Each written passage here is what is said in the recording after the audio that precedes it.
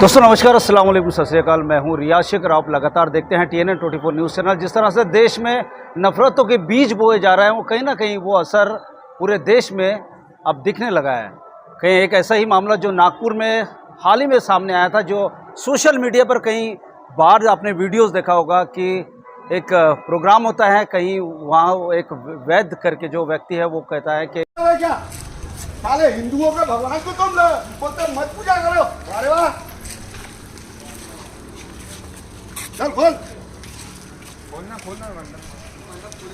खोल। अरे कोई हम मुसलमान है क्या? हम मुसलमान है क्या? आप बिल्कुल नहीं निकालना। चल आप बुला पुलिस को, पुलिस के बाप को बुला। जो जिस तरह से नाराज़गी देखी गई है, जिस तरह से आप चेहरे देख रहे हैं, दिग्गज चेहरे में इस वक्त मेरे TNN 24 न्यूज़ चैनल पे है, जैसे कि शब्बीर विद्रोही जी है और अफजल फारूकी साहब, जो किसी परिचय के मोहताज नहीं है। आइए उनसे बात करते हैं कि क्या मामला था और किस तरह से पार्टी में नाराज़गी दिखी, और आज जितने भी स्क्रीन पे आप देख रहे हैं वो उस नाराज़गी के खिलाफ थे। क्या मामला हुआ, क्या इनकी बैठक हुई और क्या निर्णय लिया गया है पार्टी के अंदर। तो सबसे पहले बात करते हैं अफजल फारूकी जी से, उनके बाद बात करेंगे शब्बीर विद्रोही जी से। बता दूं आपको कि राष्ट्रवादी का एक माजी नगर सेवक वेद प्रकाश आर्या, जो कि एक सेकुलर पार्टी के अंदर में काम करता है, लेकिन पता नहीं उसका दिमागी तवाज़ुन खो गया या ख़राब है। इस वजह से उसने गणपति उत्सव के वक्त में, सबसे पहले तो जब उसने RSS के लोगों ने उस गणपति का विरोध किया तो हम सब तमाम लोग उसके विरोध में खड़े थे, वेद प्रकाश आर्या के साथ में थे।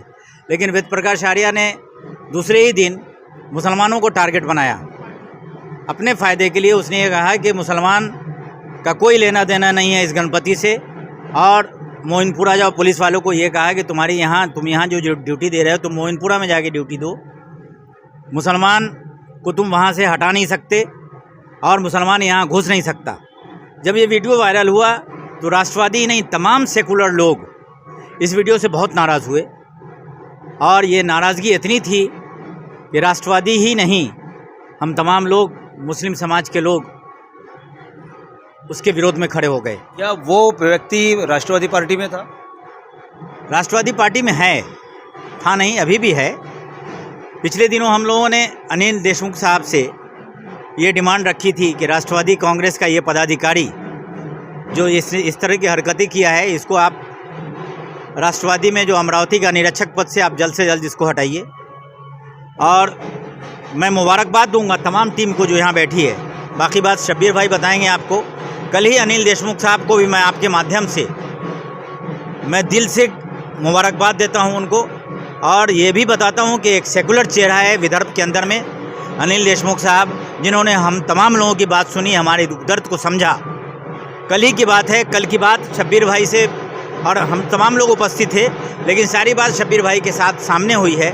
मैं ये चाहता हूँ कि शब्बीर भाई खुद अपनी ज़बान से आपके सामने ये बात रखें कि अनिल देशमुख साहब ने क्या कहा वेद प्रकाश आर्या के बारे में। चलिए दोस्तों, इस इंटरव्यू को ही आगे बढ़ाते हुए चलते हैं। अफजल फारूकी जी के बाद में मेरे साथ बैठे हैं शब्बीर विद्रोही, जिनके नाम में विद्रोह है। वो सत्य का ही साथ देते हैं, लेकिन अगर कहीं गलत हो तो उसका विरोध भी वो कर देते हैं। तो आइए शब्बीर विद्रोही जी से भी बात कर लेते हैं और जानने की कोशिश करते हैं कि आज के हालात जो है बद से बदतर होते जा रहे हैं, क्या उसका विश्लेषण क्या है वो देखने की कोशिश करते हैं। और जिस तरह से पार्टी में जातिवाद और धर्म को लेकर जहर उगला जा रहा है, उसकी भी हम बात करते हैं। हमारे TNN में आपका भी बहुत बहुत स्वागत है। आपका दर्शकों का भी मैं अभिवादन और स्वागत करता हूं। आपके नाम में विद्रोह ही है जी, विद्रोही नाम है मेरा, विद्रोह काम है मेरा, मिटा दो जुल्म की हस्ती, यही पैगाम है मेरा। तो इसी पैगाम के साथ आगे बढ़ाते हैं TNN 24 न्यूज़ चैनल पर इस इंटरव्यू को। क्या कि जिस तरह से आप देख रहे हैं कि नफरती चिट्टू जो है वो ज़्यादातर सोशल मीडिया पे आ रहे हैं और तरह तरह के कमेंट्स कर रहे हैं, जिस तरह से आपको पता है, क्या कहना चाहते हैं? और आपकी ही पार्टी में कहीं ना कहीं जहर घोला गया।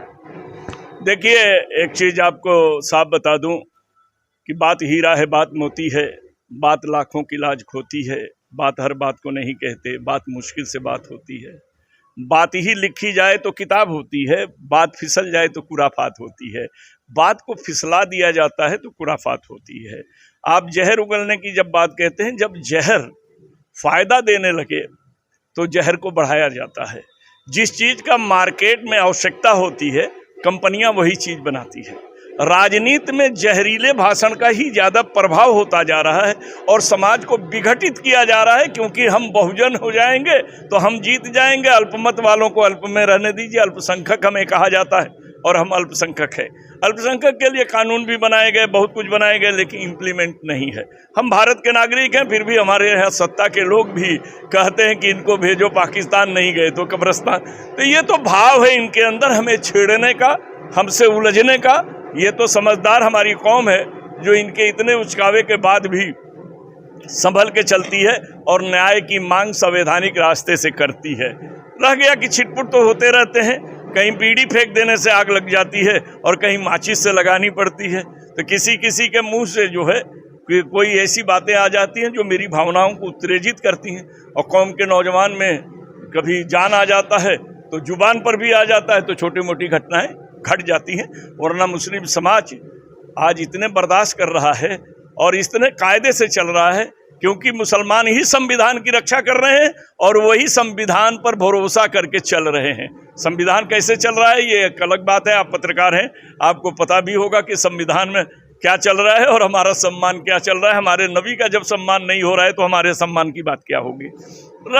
चलिए मैं मेन टॉपिक पे आता हूँ। आपके राष्ट्रवादी में ही पार्टी में पर हम भी आ रहे थे, हमारे यहाँ उन्होंने किया, कौम के लड़के इकट्ठा हुए, जो हमारे विदर्भ के इंचार्ज हैं अनिल देशमुख जी, उनके पास गए। उनके पास जाकर उन्होंने लिखित में आवेदन दिया, सबकी एकता के साथ दिया। उन्होंने कहा करें, इन्होंने भी बहुत बड़ी बात नहीं मांगी। ये नहीं कहा कि आप पार्टी से निकाल दीजिए, उन्होंने कहा कम से कम अमरावती मुस्लिम बाहुल एरिया है शहर में, और वो मुसलमानों के बारे में उसने बोला है तो उसको वहाँ के निरीक्षक पद से हटा दीजिए। देखिए मुसलमान कितना सेकुलर है, उसने ये नहीं कहा कि आप इसे पार्टी से निकाल दीजिए, ये कहा कि चूंकि ये आदमी मुस्लिम विरोधी है तो मुसलमानों के बीच जाएगा, कोई घटना घट जाएगी तो हिंदू मुस्लिम न हो जाए, इसलिए इसको हटाओ। एक आक्रोश को घटाने की बात की और उन्होंने उस पर निर्णय लिया। निर्णय लेने में उन्होंने निर्णय को जो है थोड़ा सा उन्होंने सोचा, कहा कि जिस माध्यम से ये बात फैली है उस माध्यम से फैलाइए, इसे पत्रकारों के जरिए, अखबारों के जरिए मत फैलाइए, क्योंकि ईगो कहीं भी किसी का हट होता है तो जो बात बनाने हम जाते हैं वो बात बिगड़ने भी लगती है। तो इस तरह की उन्होंने बात की और चूंकि इन लड़कों की एकता ने ये सफलता दिलाई तो इसीलिए इनके ही एकता के जरिए बैठ करके क्या पार्टी से निष्कासित कर दिया गया है? क्या निरीक्षक पद से हटाया गया है, अमरावती के निरीक्षक पर। हमारा डिमांड ही नहीं था कि आप उसे पार्टी से हटाइए। देखिए लड़के को अगर सुधारना है तो घर में रखिए, जिम्मेवारी छीन लीजिए। सुधारना है, अब बिगाड़ना है तो घर से बाहर कर दीजिए, लखेरा बनेगा। तो हमारी पार्टी सेकुलर है तो हम ऐसे लोगों को अपने साथ रखना चाहते हैं कि धीरे धीरे सेकुलर बनो। आप क्या चाहते हैं, क्या किस तरह से उन्हें पनिशमेंट मिलना चाहिए या उन पर क्या? सही है, हम संतुष्ट हैं, हमारे लोग संतुष्ट हैं, हमारी सब पूरी पार्टी खुश है। हमारी पार्टी के लोग जितने मुस्लिम है सब खुश है। उनको ये तो लगा कि हमारी बात सुनी गई, हमारी बात पर छोटा ही एक्शन लिया गया। आपको अब लंबी बात हो जाए,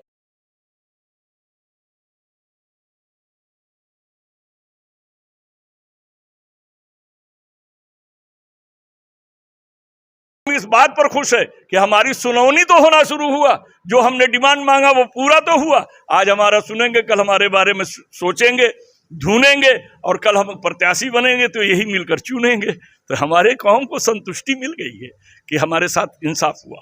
मुसलमान डरे, बाबरी मस्जिद लाया गया, वो भी खत्म हो गया। उसके बाद क्या लाया गया? एनआरसी लाया गया, हम तुमको निकाल देंगे। कहाँ निकाल के भेजोगे बाबा? बगैर पासपोर्ट के हम नहीं जाएंगे, पासपोर्ट इंडिया गवर्नमेंट देगी। भगाओगे कैसे ये तो बता दो। हम जेल में रखेंगे, कैंप में रखेंगे। दहशत पैदा की गई। उस पर भी मुसलमान उतना उबला नहीं कि दंगा फसाद करे। अब उसके नबी को बुरा भला कह रहे हैं कि ये उबले, दंगा फसाद करे, क्योंकि दंगा फसाद जो है भाजपा का टानिक है। उससे हिंदू एकीकरण के वोट बढ़ते हैं और मुसलमान के प्रति नफरत पैदा की जाती है, ताकि मुसलमान हमको मानते नहीं है, अपने कौम को मानते हैं, हमसे लड़ेंगे, फलाना करेंगे। जबकि हमारे नबी सबको लेकर चलने वालों में से रहमतुल लिल आलमीन है, सबके लिए रहमत है। जब आपको पत्थरों से मारा गया, खून से आपका पैर लौलहान हो गया, जूता भर गया, फरिश्ते आए, बोले या रसूल अल्लाह कहिए इनको दबा दें पहाड़ियों में। उन्होंने कहा नहीं, हम सबके लिए रहमत है, ये हमारी कौम है। पड़ोसी अगर भूखा है तो हमारा खाना हराम है, चाहे पड़ोसी किसी मजहब का हो, ये हमारा मजहब है। लेकिन हमने भी अखलाकन और किरदारन अपने मजहब को उतना अच्छे ढंग से नहीं फैलाया जितना अच्छा हमारा मजहब है। इसके लिए नई नई चीज़ें पैदा हो जाती हैं, नई कुराफातें पैदा हो जाती हैं, नई झगड़े चलते हैं। रह गया ये कि हम जिस कौम में पैदा हैं उस कौम से जब नफरत हो जाएगी तो हमसे मोहब्बत कैसे होगी। तो ये बड़ी चीज़ें हैं, ये जाने दीजिए। हम तो ये मानते हैं कि हर कोई अपनी हस्ती का निगहबान बने, गम की तूफान में संगीन सी चट्टान बने, बाद में चाहे वो हिंदू या मुसलमान बने, पहले इंसान को लाजिम है कि इंसान बने। बहुत बहुत शुक्रिया हमारे TNN से बात करने के लिए। शुक्रिया। और आपका भी बहुत बहुत शुक्रिया। तो दोस्तों, मेरे साथ थे शब्बीर विद्रोही जी और फारूक साहब, जो लगातार आपको TNN 24 न्यूज़ चैनल पे हमने दिखाया। और सही सत्य जो होता है ना, वो वाकई में सत्य परेशान तो हो सकता है लेकिन पराजित नहीं होता है। यही सत्य है कि कहीं ना कहीं देश में उसकी अखंडता और एकता को हानि पहुंचाने की कोशिश की जा रही है। लगातार बने रहिए मेरे साथ और देखते रहिए एक और वीडियो के साथ TNN 24 न्यूज़ पर। रियाज शेख, जय हिंद।